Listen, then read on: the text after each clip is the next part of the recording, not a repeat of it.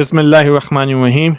So New Zealand, after almost 18 years, came to Pakistan, touring Pakistan for 3 one-days and 5 T20s team.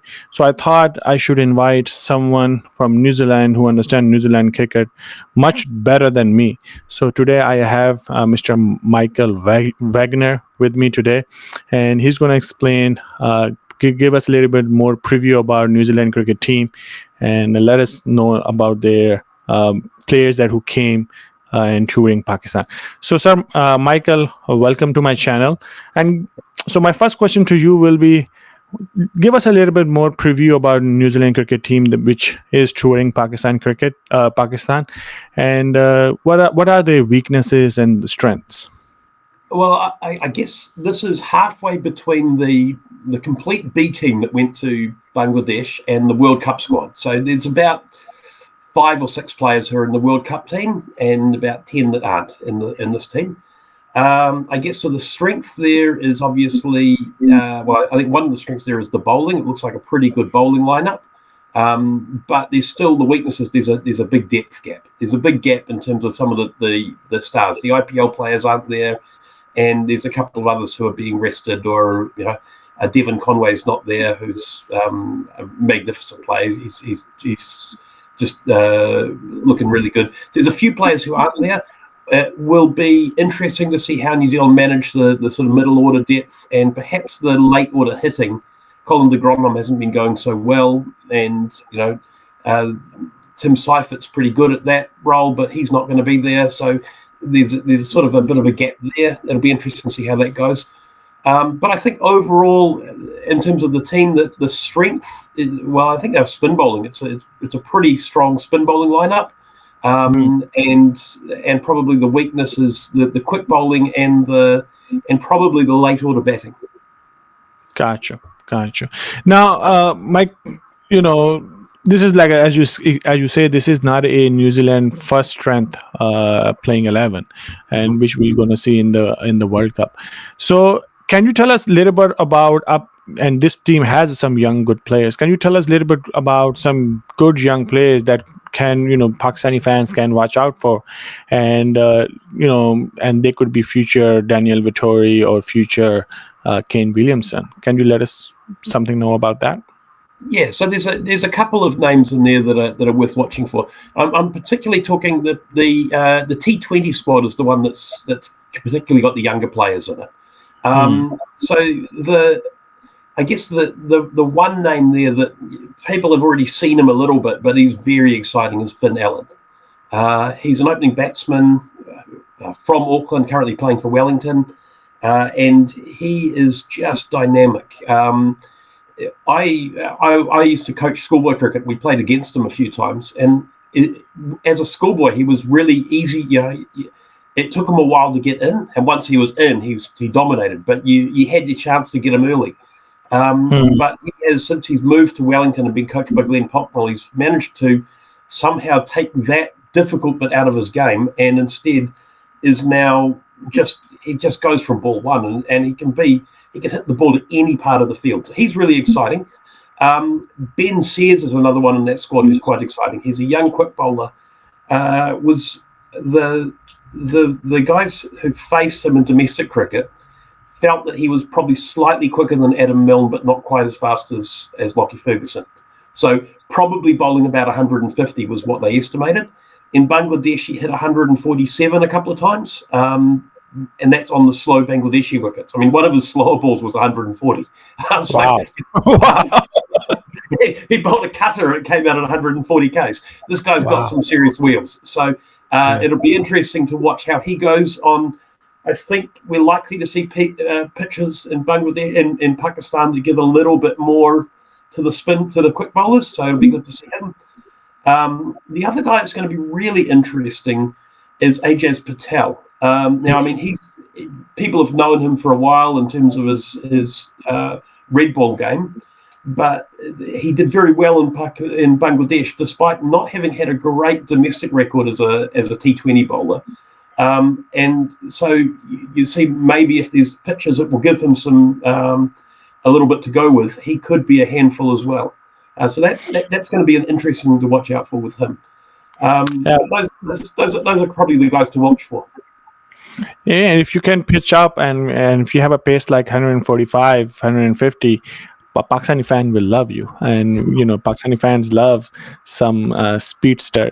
And as you mentioned, Ajaz Patel in Bangladesh, I thought did very well. I think he was the highest wicket taker in those 5 T20s. I think he took 10 wickets and something like that. Yeah. And playing against guys who know how to play spin too. It's not like he was doing it against teams that don't know, that haven't grown up against spin. These guys know how to play it. Yeah. We are seeing him turning into be a match winner, a champion player. But as my thinking process is, as per my research, he's not New Zealand first choice spinner. So give us a little bit about who's going to be in World Cup, because he right now they are not in Pakistan, but who's going to be in World Cup? Who's going to be their first choice spinner, one, and second, who's going to be supporting him? Well, New Zealand have got 3 spinners and an all-rounder in the squad for the World Cup. So Mitchell Santner, who I consider more a spinner than an all-rounder, Mitchell Santner and Ish Sodhi are probably going to be the 2 main spin bowlers. Then you've got Todd Astle, who bowls leg spin. The thing with Todd Astle, and he's in the squad, is that he has about 4 different ways of bowling his leg break. So, your standard leg spinner either bowls the Australian way, flipping over the top, or the sort of subcontinent way, the Rashid Khan, Priyash Chawla, which is where you spin your wrist that way. Todd Astle has got about 4 different variations between those that he bowls.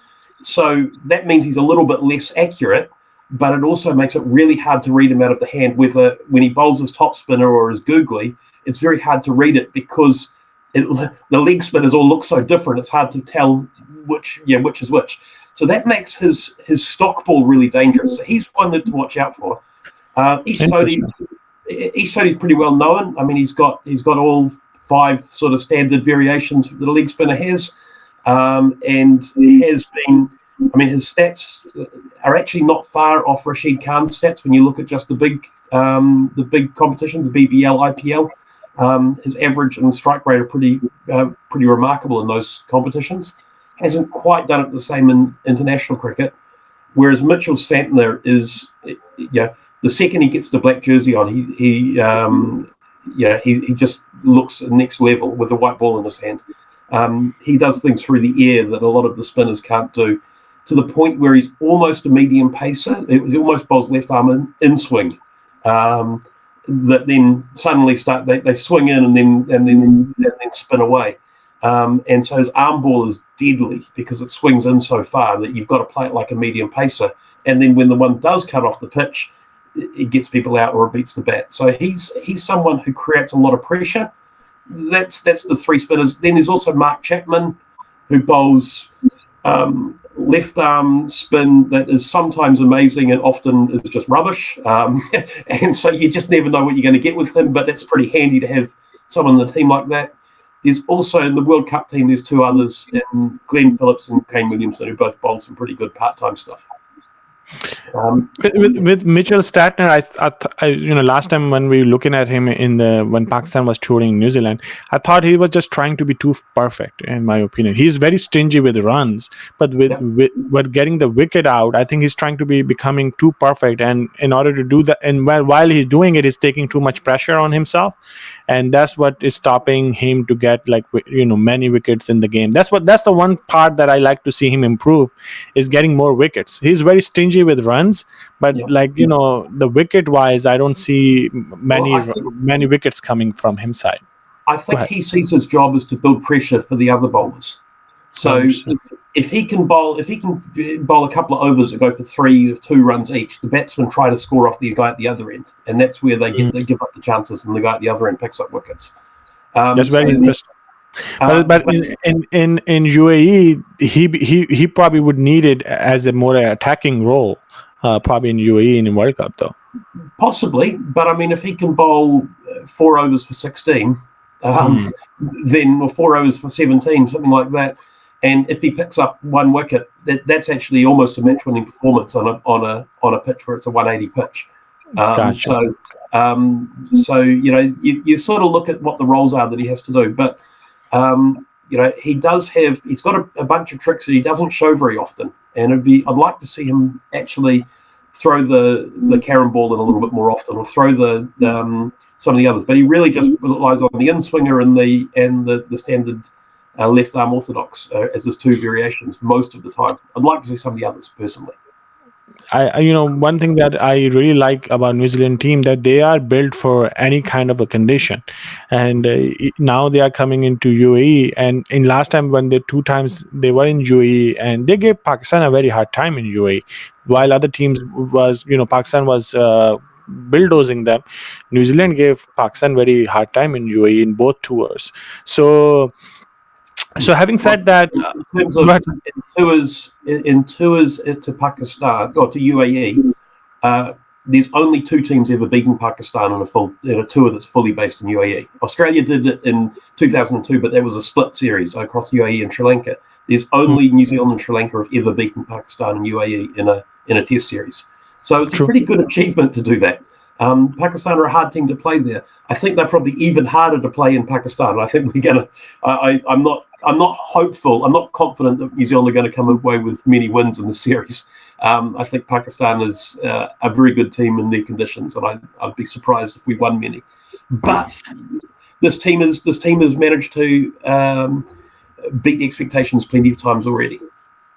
Yeah, because tell you the truth, when the Bangladesh tour started, I thought New Zealand not, after watching Australia, and some reason we always kind of tag New Zealand to Australia, which is I think is not right.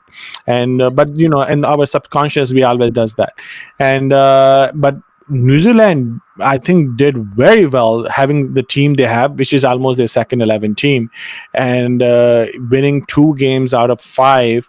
And I think they did very well in Bangladesh tour, and they coped well.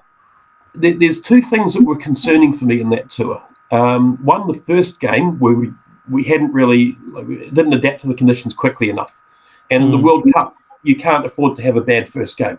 You've got to hit the ground running. And the second thing was there were 3 close games, or there were 2 close games in that series. Bangladesh won 1 comfortably, New Zealand won 2 comfortably, and the 2 close games we both didn't do very well at the death. The end of the game where we had a chance to win it, we didn't do it. And so that's a little concern, but then the players that were playing there are going to be different than the ones playing in the World Cup. That's my thinking process. Is your star player is usually the one who take a responsibility wasn't there, and still if they're not there, and still that kind of a performance coming out from New Zealand, that was amazing tour in my book. It was amazing showing by New Zealand cricket. Let me ask you another question. So we are seeing from New Zealand side like a one great fast bowler after great fast bowler. And but from the batting side, we're not seeing many like up and coming batters. You mentioned one just right now. From the bench strength, can you tell us a little bit more about your batting side? Beside, we know that you have Kane Williamson, Martin Guptill, Ross Taylor, but Ross Taylor and Martin Guptill is on the age side is right up there. But who's there ready to replace them? I guess at the moment we have Devon Conway, who's just made his way into the team, and he has extraordinarily similar stats to Baba Azam.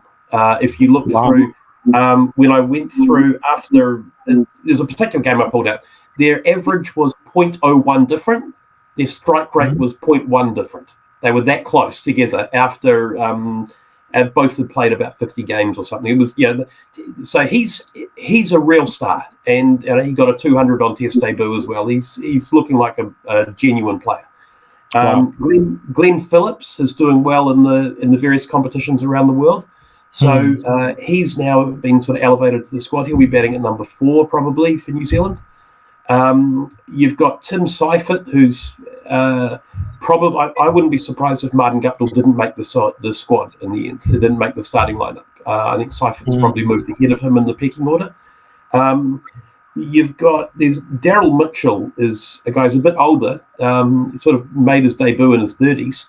But he's been a really good batsman for New Zealand, for domestic cricket, and a good death bowler. And that's a pretty handy combination. A guy that comes in and just bowls the 20th over and also was the top run scorer a couple of times in domestic cricket. We've also got Finn Allen.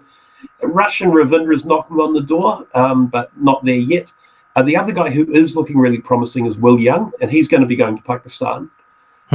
He was the captain of the under-19 team about 6 years ago, and then didn't quite kick on as we were expecting straight away, but has now started to step up. He's the sort of guy who, a bit like Babar Azam, or he's the sort of guy that can bat through the innings, scoring at sort of a strike rate of 120 and score 50 or 60 runs from one end, leaving the hitters at the other end to do well. And he's got the ability to hit the ball to places where the fielders aren't, that he can take a ball from off stump and hit it through the leg side. That's a really handy skill to have. So he's someone that's looking maybe a ready-made replacement for Ross Taylor when Taylor retires. So there's some bench strength in the batting at the moment. Very interesting. Very interesting. Thanks for letting us know about that. The thing is, the player who can hit in gaps, that's the really true batsman. And if that player comes and what you are describing and what you're describing, that if that player comes close to that, and that would be one amazing thing to watch. Now, another question, we know the New Zealand batsmen can play fast bowling because they have amazing fast bowler. And now, we know they are very good against off spinner as well, but sometimes they struggle against leg spin. So in your in playing 11 right now, which the squad is going to be most likely there, who you think who can play leg spin a little bit better, and which batsman you think can play spin generally a little bit better in the playing squad right now, in which they are in New Zealand 1, or also you can expand that question to the World Cup as well. Okay, so Tom Latham, I think, is New Zealand's best player against finger spin. He is outstanding against finger spin. He struggles a little bit with the extra bounce that a leg spinner gets, whereas the finger spinners tend to get the ball come through at fairly predictable heights, and he's very good against that. Will Young is also pretty handy against finger spin. Leg spin, I'm not sure. We have actually got a few leg spinners or wrist spinners in New Zealand now. So you've got Sodhi and Todd Astle, but you also have Michael Rippon and Taran Nathula. So there's 4 in domestic cricket. There's 4 guys bowling leg spin. So there's a couple others too who haven't been quite as successful as those 4. But you do have 4 guys who are genuinely turning the ball both ways and making the batsman have to think and watch it. So because of that, they have improved a lot against leg spin. Daryl Mitchell in particular has looked pretty sharp against leg spin. And he'll be in the World Cup squad. But it's hard to know because in New Zealand, our grounds tend to be a bit smaller, particularly straight. We tend to have bigger square boundaries and short straight boundaries. And so if you get to the pitch of the ball, you can just plonk it over the bowler's head, which means that the bowlers tend to bowl a little bit shorter to try and get you hitting square. And so in the UAE, where there's a couple of grounds that are a bit longer straight, it'll be hard to know how they go in that condition. When the bowlers are pitching it up a little bit more and the turns a little bit sharper, how they go. That's a big question mark for me. So I'll be interested to see that. Tell you the truth, if I was Pakistani management side right now, I would have expand the ground boundary as much as can I possible, and have 2 leg spinner against New Zealand at it, and see how they cope with the leg spinner. As per my game plan, I would do that.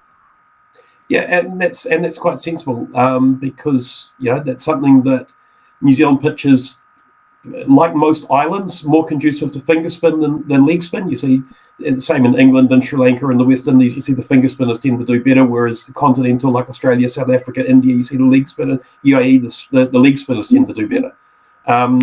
So you sort of it's something that they haven't grown up playing as much. So leg spin's obviously going to be a bit more of an issue to face. But one thing though, as I mentioned before, that New Zealand is becoming this world beating team now, and their team is good for every single condition. And we saw them beating England in England. We saw them winning World Test Championship. That's a great achievement. And they are very good test side as well. but one thing that comes into mind that they are not a big board cricket wise, and they do not have a lot of resources, but they have such a good, amazing first 11. And also now we know, when after seeing the Bangladesh series, the New Zealand is also have a very, very good second 11 team as well, and having and kind of a, Australia bad performance kind of put New Zealand performance on the top, and kind of put a very strong light on the New Zealand performance, and see that how well they did it in Bangladesh. So now my question to you, with such small resources, with such low resources, New Zealand board, how they managed to bring up this beautiful cricket environment in New Zealand, how they able to do it? And that's not, and if you remind me correctly, New Zealand and cricket is not their first choice game for the national nation. It's rugby, is right? Yeah. Rugby's first choice in the winter, but cricket is the first choice for playing in the summer. Now, I'd say for playing because in terms of TV, the sport that actually is the most popular in New Zealand, surprisingly, is sailing. And we've got lots I'm sorry, which sailing? Sailing, yeah. So, wow. Particularly the America's Cup, the big boats, very expensive ones, sailing each other. You will often get, we've got 5 million people. You'll often get 2 million people watching a sailing race. Wow. But that's because it's sort of a national pride thing. That it's us against America, or us against Italy, or us against teams that have got huge budgets, and we're managing to hold our own. And same thing is happening in cricket. It seems like it. Well, yes, but the difference in cricket is that it's everyone's playing it. We're going to have a little guest in this soon. I think my daughter is in the room. But the difference in cricket is that it's a bit more of a broad-based sport, whereas sailing is. It tends to be a little bit more elite, although cricket has a bit of that too. One thing that we are doing well in New Zealand is we're thinking about how to maximise our resources. So, for example, we found that there was a couple of regions that were producing all of our fast bowlers. Almost all of them came from the small area just north of Auckland that has only about 20,000 people living in it, and they produce Simon Doull, Daryl Duffy, Brent Harnell, Ian Butler. There's a few more that Kyle Jamieson came from there as well. That little area has produced a lot of that, and then the others were coming from Canterbury. And so we said, well, what is it about those places? Well, they have different sort of pitches to the rest of the country. So we picked up the dirt from that area, and all of the pitches in New Zealand now are made with either dirt from Canterbury or counties. You don't get any pitches that aren't made with soil from soil from anywhere else, because that gets good fast bowling, that gets good conditions to do it. So that's what we do now. We have got sort of some centralised training situations where they've got a couple of good indoor training centres for playing in Bangladesh. They created wickets that would try and imitate the situation in Bangladesh, so the players can practice on them. Didn't quite work in the first game, but it worked pretty well eventually. So they and the way they did it was they used kitty litter. They spread kitty litter down rolled that into the pitch, and so the ball gagged all over the place, and it absorbed the moisture, and it did all sorts of. It acted a little bit like it would in Bangladesh, and so they're thinking about that sort of thing. Another thing New Zealand have done quite well. They've got an Olympic sprinter in to train their players in running. So all those players are trained in running, and that's why they, Henry Nicholls recently broke the All Blacks training, the All Blacks fitness test record. So that's an anaerobic sport. It's one that you should be really, really fit for. Yet the New Zealand cricketers were able to run faster with more endurance than the rugby players. The rugby players got upset and trained a bit harder and got their record back after that. But that's why their fielding probably is on the top class as well, because their fitness is on the best of the best. That's true. And if you're fit, you also think better when you after running around. If you've been out in the field all day, you drop catches because you get tired. Whereas if you're that little bit fitter, that's not going to happen as much. You're still able to, and you see the likes of Neil Wagner coming in and bowling 13 over spells and still bringing heat in the 13th over. There's that level of fitness that just is that 1%er, the little 1% things that we focus a lot on, those 1% running between wickets, fielding, fitness, all those little 1% skills that make the difference between being a good side and a great side. New Zealand's, we don't necessarily have the talent to start with, so we've got to get really good at all those 1% things. No, but now we're seeing a great talent coming out of New Zealand, that's for sure. And once again, Mr. Michael, thank you so much for joining me today. And it was my pleasure. If someone wants to follow you on Twitter, what is your Twitter handle? At Michael, MYKUHL, the same as what I've got on my handle up here. Here you go. So if you want to follow, and I will put the link down there in the description as well for the Michael. And once again, thank you for coming on my on my channel. And hopefully, as the tour progressed along, probably we can chat in between and digest some good cricket.